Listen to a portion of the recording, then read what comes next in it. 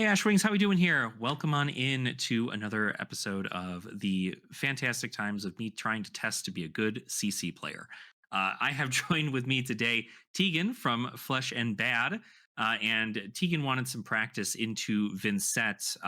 Tegan got their invite to Nats, and I did not. But Tegan wanted to make sure to kind of up their game plan into the Vynnset matchup. I know it seems to be quite a tricky one for Prism, and feel free to let me know how do you feel about the matchup before even like taking a look at our game. Why is the Vincent matchup so awkward for Prism in general? Vynnset is a weird matchup for Prism because she is a deck that has a ton of poppers. Um, so doing like the Herald aggro beatdown plan, where you Mhm. just use like Empyrean Rapture and then send high value attacks, isn't great because all of your stuff's getting popped.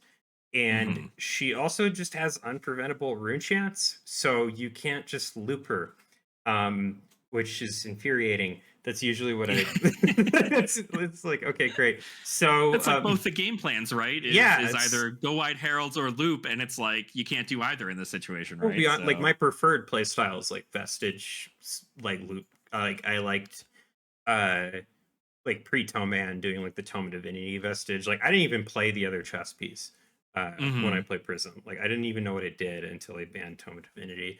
So, so uh, like the kind of game plan that I have is defending a lot, kind of letting Vynnset build up blood debt, and then hopefully turning those down and stuffing a big turn with like Figment of Judgment or Warcry of Themis, Mhm. which are like kind of two tech pieces I have for her.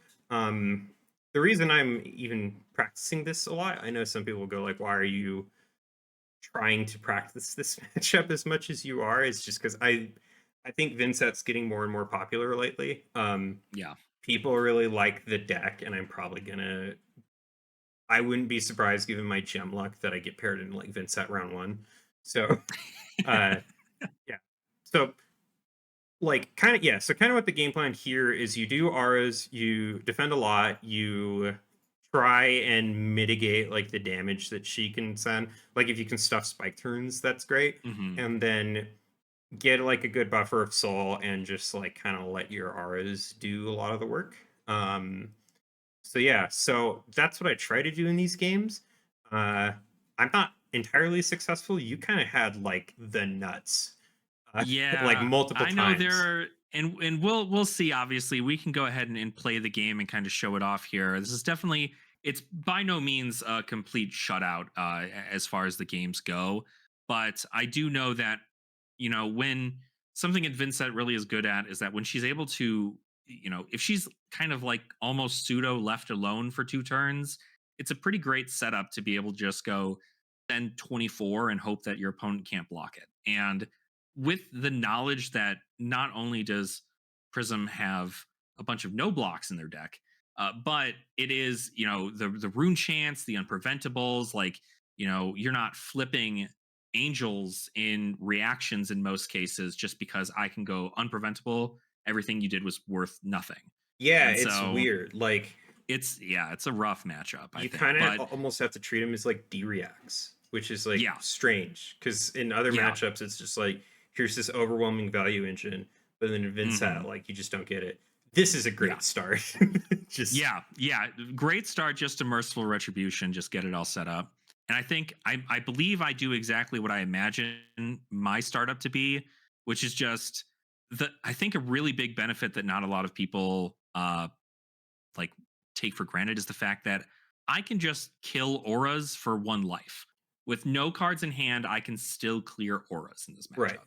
And I feel like that's something that is like invaluable in most cases, just because you do not want a lot of auras on the board. The more auras that Prism has, the more advantage they get in these regards. And it's just not effective. And so even if you spend the first few turns, anytime you see a Genesis, swing flail at it. Anytime you see a passing mirage, swing flail at it. And it's just like a significantly it's an off turn, right? But so is any turn you attempt to attack Spectra. So that's Yeah. just how it is. But double Malefic was pretty sick. So Kira do Genesis. because like Hmm. I paused there for a while to think about like, can you get an extra action point here and do something? And then I was Hmm. like, I don't think so. So I just got Genesis out. Like at this point, I'm just trying to build Soul. Yeah. Merciful's great because you'll always get a soul from it, even if you just attack it. So it's like, Hmm. great, here's like one soul, maybe more. Um, you only really get more if your opponent is like trying to be clever and is like, I will just Right. not clear the merciful. It's like, oh, you shouldn't do that. That's a Yeah. terrible idea. It's always good. I've, being a Dromai player previously in the past, it's like anytime you have the opportunity to clear board, you should take it because it's how illusionist gets more value out of their turns for next to zero resources. And so coming in with, like, even with the Herald of Triumph here, like, it's I'm in a situation where, like, I have a Deathly Whale. I know you can't see because my face is in the way, but I have a Deathly Whale already in my banish, and I'm kind of still just hoping for like an off turn to where I can just go, okay, cool, get stuff set up in banish zone. We don't have to worry about anything. So denying soul is still kind of a big thing into the Prism matchup. Is denying them soul, making sure they don't get their figments out, and then just clearing auras. And so that's where, like, me being able to just swing a rune chant and then also attack Genesis. The rune chant can take care of the spectral shield that was made, and also I get to clear Genesis, and all for the cost of like 2 health. Here, So, what I was thinking about, where why it took so long to even send that Herald was I was thinking about just like casting and arsenaling the second Genesis, but mhm, I thought that's probably just kind of a recipe for you being able to do stuff. Uh, right, like I felt like you didn't have a ton of sevens in the stack, so I was like, well, Triumph is mhm, pretty good. yeah. So yeah, and here's a hand. Here's Cole. I'm like terrified of Cole. Cull is Like crazy. Cull there's is like seriously one of the most insane things. And the double revel that I get here now, I'm just like, okay, cool. This is I still, like, I can't theoretically do a whole lot with this because I still have to be able to send something, so it's still like a vexing turn into something else along with what I can make. But an all red hand doesn't allow me to do too much. I do have Tunic up next turn, but here comes the Herald of Erudition, and I don't have poppers in my hand. yeah. So So it is here I rough was for me here. hoping like so here I kind of figured you're going to give Crown and a 3 block. Um Hmm. I know that I didn't get the Wrath. Like my Wraths did not line up in these games. Like a Wrath Hmm. here, I think like It's solidly huge. swings the game in my Huge, favor. yeah, for sure. Um, but unfortunately, I was happy to see you block with Cole, and then or then I send Herald of Triumph here. Um, so like just kind of further insulating against offers. Oh Hmm. yeah, like I think off of if I hit off of that Herald of Erudition, I could have played out another Merciful, which would have been like stellar. Yeah. And then uh, just like I kind of maybe would have been off to the races. I definitely would have an Arsenal just off of Erudition. So Right. here I'm That's like something to sit on. stoked. I was just like, yes, I can finally Yeah. finally get Yeah, Erudition. and I had to kind of give you this in this situation because I need to be able to send something, and I can't quite send anything if I have no chance. Mhm. So I'm just like, if I take 6, it does kind of turn on my ability to play this funeral moon. But lo and behold, I think I might be stupid and I just pass. So don't know why Do I you? decided to just like, yeah, I quite literally just like forget about the on hit for it. But instead, what I do here is I just I hope, because I banished a Deathly Delight. I'm banking on the envelop. So the envelop comes in, creates a rune chant, and I get to activate the Vynnset ability. No real reason for me to activate it right now, just because you have no board to clear. So, if you're going to prevent arcane, that's something that I'm just not like, I guess I'm not like super worried about if you're going to drop a whole card for that. But That's I interesting. am, Like I was yeah, it's agonizing over like how do I prevent the most amount of stuff um Yeah, during these it's and games. it's hard. It's hard because I think, like, at least right now I have 3 cards in my bin with, like, Deathly Delight's pretty much all I can send with 2 chance, but I do have 2 Malefic Incantations still with all of their counters. So I have the ability to at least like send something have damage be dealt, and Here's where I then think I make a flip. mistake. Yeah, Well, this is the widespread thing, right? So yeah, so I have widespread annihilation, deathly wail, and deathly delight in my banish zone, and I believe you choose the delight to yeah. flip. So like I think the correct move should have been Deathly Whale because like realistically, like if you have a Funeral Moon here, you can pay Hmm. one into Vynnset, which you Right. do, and then you're like lo and behold you're at three, and Hmm. uh, this like punishes me exactly, and you closing the chain would mean you get to send like 9 into 10. Yeah.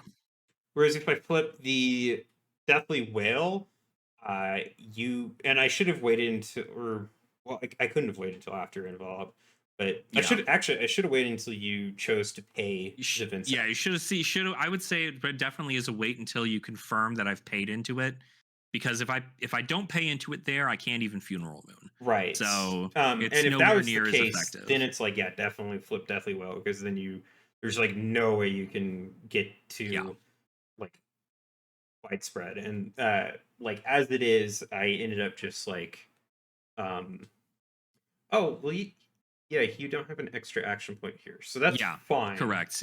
But Yeah. still, So like, I because the still was revel would have wrong. been crazy in there, but it definitely I was like, no, we're gonna hold off just in case there's more board presence. I know. I mean, I threatened a ton of damage on that turn just to be able to send and gain more chance. But I looking at my hand where it is right now, I'm in another situation where I'm definitely greedy because I mean a Soraya attack I can't, you're getting those cards anyway, so it's not the end of the world for me. I was But debating actually flipping the other one. Uh, yeah.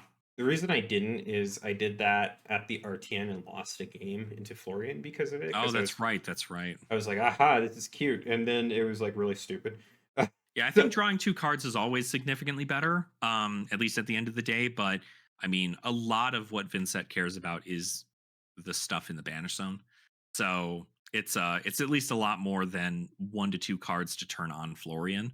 I'm also Um, not drawing Figment of Judgment, or not Figment of Judgment, Herald of Judgment.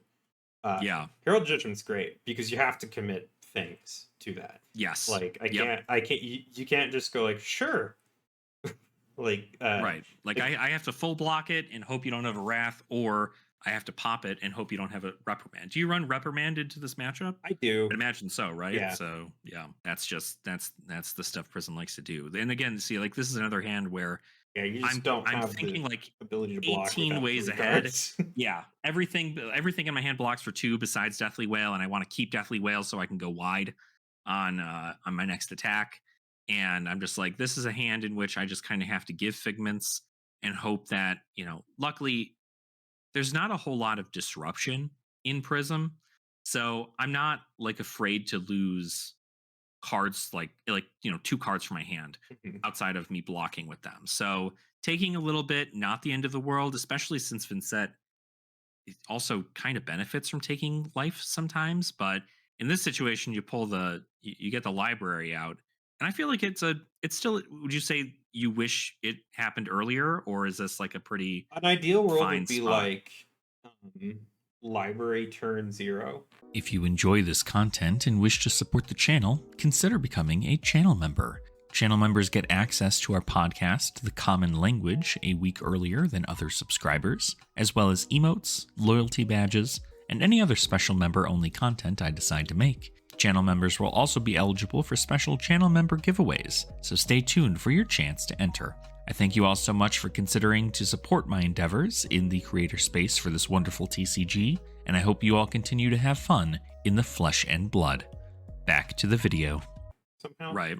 Or like you go first and attack for some reason, like you wasted an action point, and then I like play out Genesis, and then on my turn play Library or something, and just have Right. like this ridiculous turn. So here, so Yeah, this is let's just put this is this a into gross perspective. turn. A crazy, crazy turn. Like, I mean, this is block Malefic. Deadwood Dirge, a Shadow Puppetry, and I've got a Widespread Annihilation and a Deathly Wail. I've got, what do I have? Four chance up right now or something like that. 5 chance.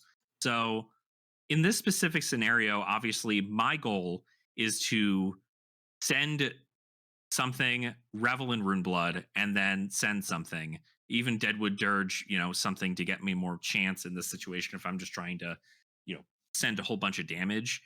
And I mean, this is, I got to tell you, the amount of times that you have presented a 5-card hand, and my immediate thought is, if I play this non-attack action, I get ALS.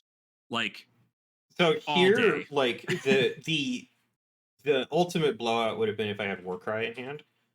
Yes, yeah. Like if I do that in response to Shadow Puppetry, then it's kind of, it's not like game over, but like it's such a bad momentum swing that like it's almost a little bit difficult to come back from that. Yeah.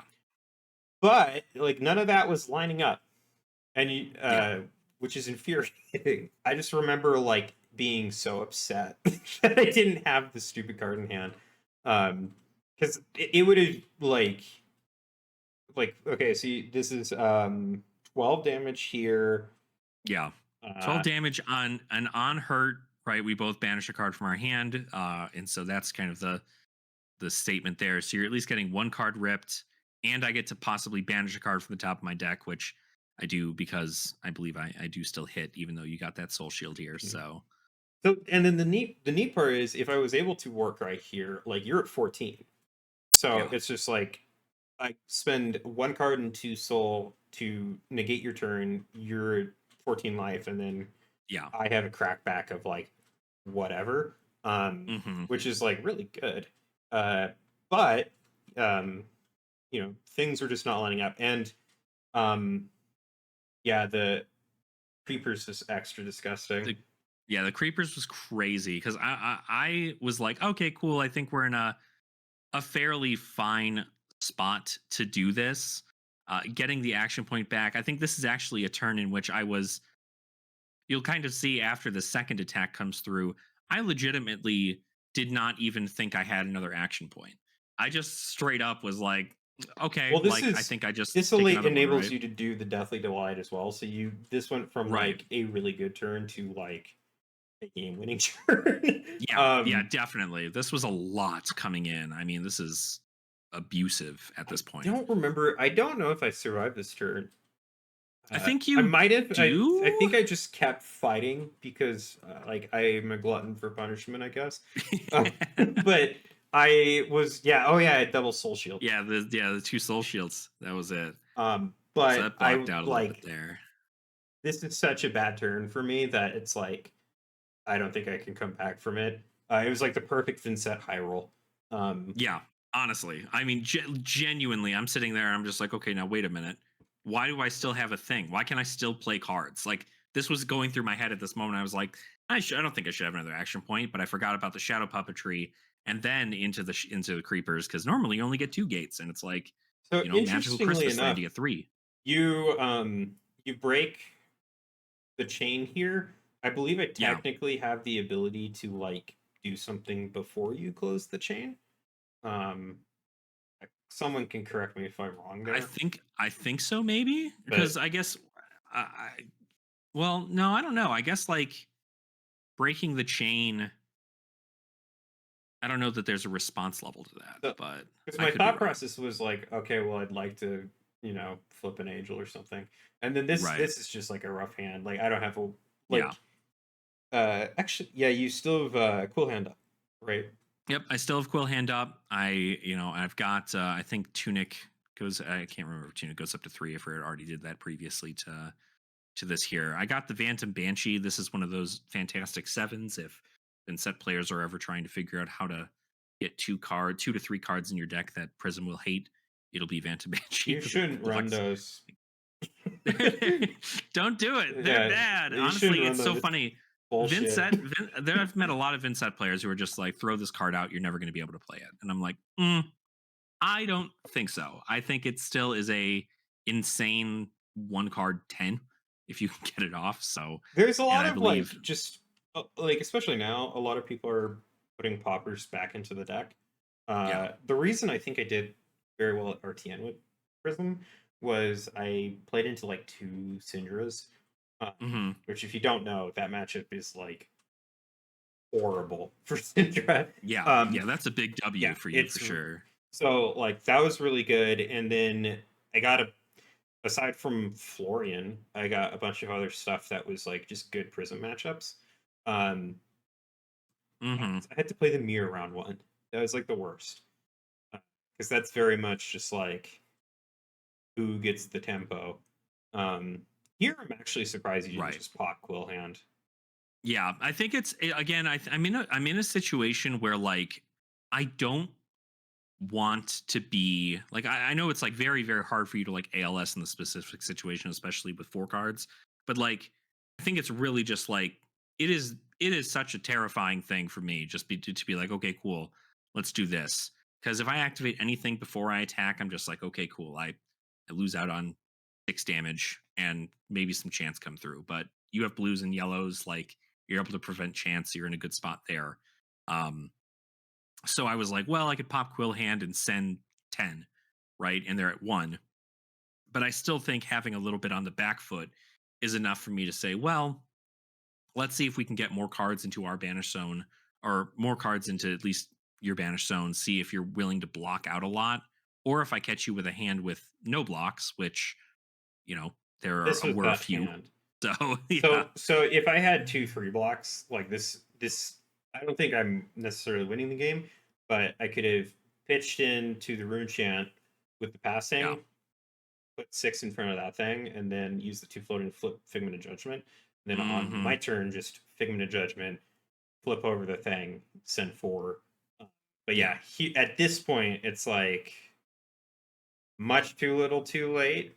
Just Yeah. unfortunately not like I don't have footsteps anymore, so uh like you are kind of like at the end you have like a hand at this point where really the world's your oyster. You can do whatever you feel like. Yeah, there's a lot of value here. I mean, like Beseech being able to pump. I've got, ways to go about playing these very, very large attacks. I believe I don't know. I don't Quill Hand here. Silly me. Okay. I guess I just send a You don't casual 8 need to because I don't or have a 9. AB. That's right. Yeah, Yeah, so that's it right. doesn't That's right. matter. You don't have AB. So that was it. So, and that's kind of one of those things where it's like, it is, it is such a, there's so many ways to prevent the damage overall, but like at the end of the day, it's rune blades be doing rune blade things, and it's pretty oppressive. I would say that big 3 gate turn, magical Christmas land for most cases, but it's like significantly worse it when you're the prison player and you send that, because that's just like so much Right. damage you can't really prevent. So I think the takeaways I had from that game after I played it Hmm. was like I definitely used Figment of Judgment wrong. Um, I shouldn't have flipped Deathly Delight. Hmm. It really doesn't make any sense. Um, Yeah. I was kind of banking on you not having a bunch of rune chant generation. I should have waited until after you chose whether or not to Vynnset. So Hmm. that's like a big takeaway from the game, especially seeing it now. And then part of me almost wants to the next time we play the matchup, see if just like holding Warcry in my hand and just kind of like sitting on it and IPing myself with it a little bit is like worth doing, just because like it's such a tempo swing that Yeah. like if I had it there and I had it in my hand, like I think 2 turns before that, um, Hmm. like if I had that card when that was happening, then the game is very different, and I don't get Yeah. hit with like a trillion damage or however much it was. Like you sent like 12 into what 8 into Yeah, I can't. 7 I mean, gosh, it was. something. I mean, what did I threaten? I mean, my total threatened damage is like 51 overall, but There it like I think is. that all was in that one turn. It's at Like, 32 on turn 4. yeah, That's what it is. You dealt 20, so you put me to 1. yeah, yeah, right. The 32. Yeah. Yeah, So really, really, yeah, right here. really So stupid turn. yeah, threaten that 32, dealt 20.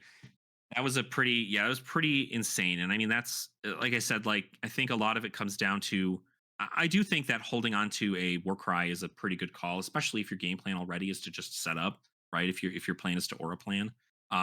Although I'm not very knowledgeable in the Prism game plan, but I do know that at least from my end, I think much like the other illusionist that's also in the meta right now, having an unpreventable rune chant is just like hard to play around because like sometimes I could brick and get no shadow non attacks and you could have like gone off.